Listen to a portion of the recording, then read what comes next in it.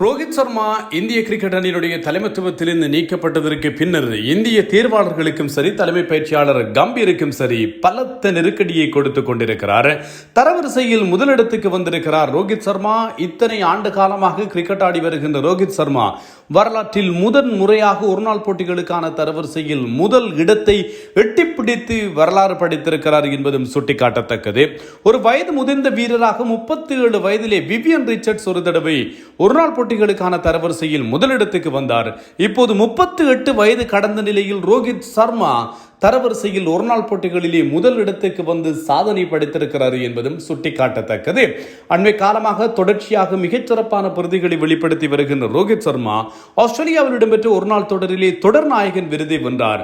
ஒரு சதம் ஒரு அரைச்சதம் அடங்கலாக 202 ஓட்டங்களை 3 போட்டிகளில் பெற்று ஆட்டநாயகன் தொடர் நாயகன் விருதுகளையும் வென்றதோடு இப்போது இவர் ஒருநாள் போட்டிகளுக்கான தரவரிசையில் முதல் இடத்தை பிடித்திருக்கிறார்.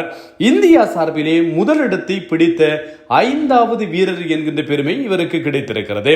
சச்சின் டெண்டுல்கர், விராட் கோலி, அதே போன்று மகேந்திர சிங் தோனி, இந்த வீரர்கள் வரிசையில் சுப்மான் கில், இந்த வீரர்கள் வரிசையில் இப்போது 5வது வீரராக ரோஹித் சர்மா ஒருநாள் போட்டிகளுக்கான தர வரிசையில் முதலிடத்துக்கு முன்னேறி இருக்கின்றமை நோக்கத்தக்கது.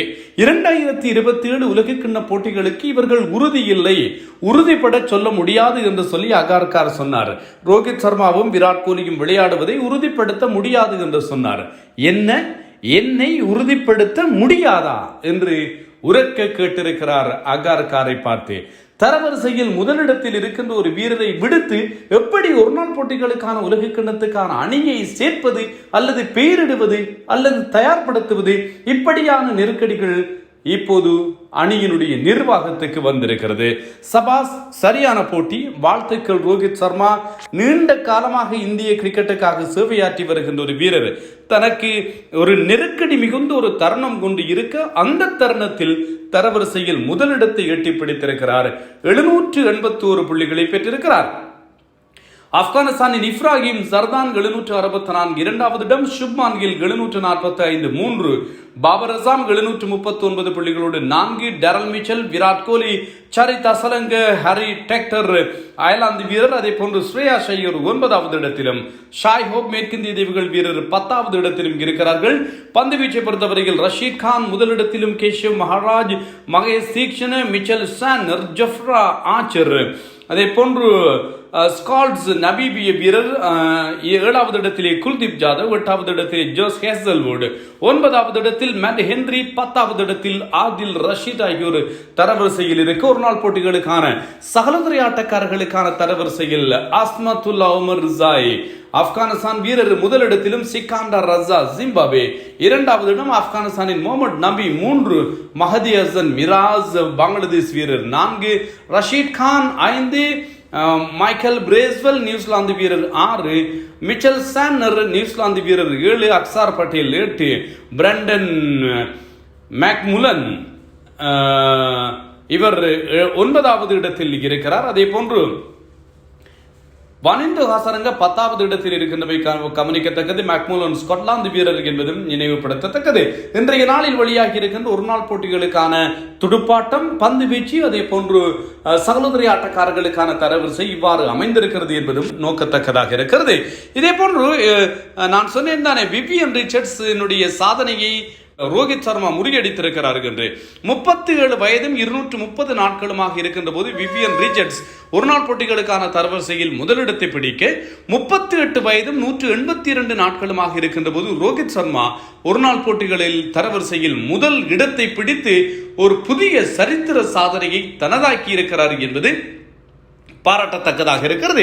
அதே போன்று ஆஸ்திரேலியாவிற்கான சுற்றுப்பயணத்தை மேற்கொண்டிருக்கின்ற இந்திய அணிக்கும் ஆஸ்திரேலிய அணிக்கும் இடையிலான முதலாவது 2020 போட்டி இன்று கான்பரா ஓவல் மைதானத்திலே நிறைவுக்கு வந்திருக்கிறது. இந்த கான்பராவிலே நிறைவுக்கு வந்திருக்கின்ற இந்த ஆட்டம் ரிசல்ட் அல்ட ஆட்டமாக, நோ ரிசல்ட் ஆட்டமாக இந்த ஆட்டம் மாறி இருக்கிறது.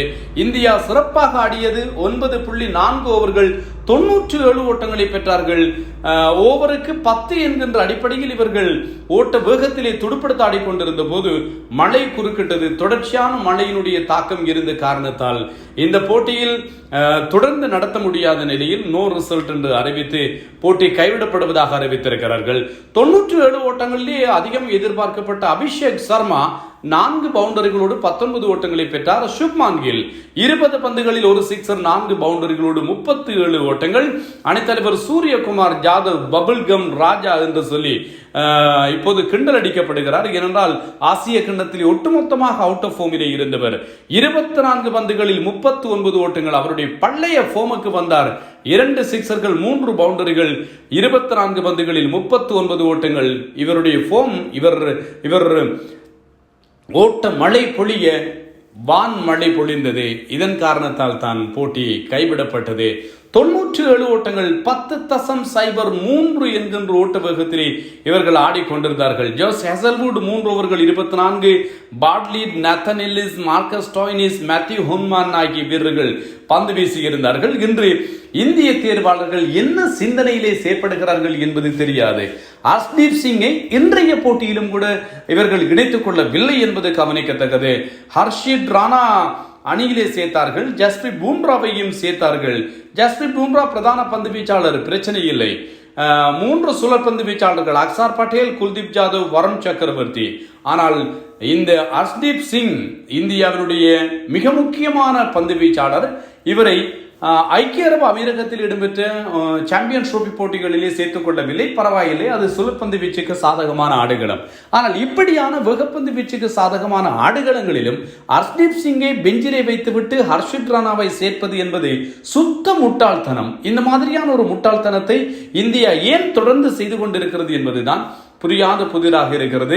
பல வீரர்கள் இது தொடர்பிலே விமர்சித்துக் கொண்டிருக்கிறார்கள் என்பதும் ஞாபகப்படுத்தத்தக்கது. ஹர்ஷ்தீப்பா ஹர்ஷித் ராணாவா என்று சொல்லி கேட்டால் சத்தம் இல்லாமல் நாங்கள் ஹர்ஷ்தீப் சிங்கை அணிக்குள்ளே சேர்ப்பதற்கு உடன்படலாம். அப்படியான ஒரு வீரரை விடுத்து ஹர்ஷித் ராணாவிற்கு போய்கொண்டே இருக்கிறார்கள் என்பதுதான் கேள்விக்குரிய ஒரு விஷயம். ஏற்கனவே முகமது ஷமியை நீக்கிவிட்டு ஹர்ஷித் ராணாவை அணிக்குள்ளே கொண்டு வந்த போது கூட விமர்சனங்கள் வந்தன, ஃபிட்னஸ் இல்லாமல் இருக்கிறார் என்று. ஆனால் ரஞ்சி கிண்ண போட்டிகளிலே 2 ஆட்டங்களிலே 15 விக்கெட்டுகளை ரஞ்சி கிண்ண போட்டிகளிலே சாய்த்திருக்கிறார் ஷமி என்பதும் இங்கே நினைவுபடுத்தத்தக்கதாக இருக்கிறது. நான் தில்லையம்பலம் தரணிதரன். இது தொடர்பான உங்கள் கருத்துக்களை பகிர்ந்து கொள்ளலாம்.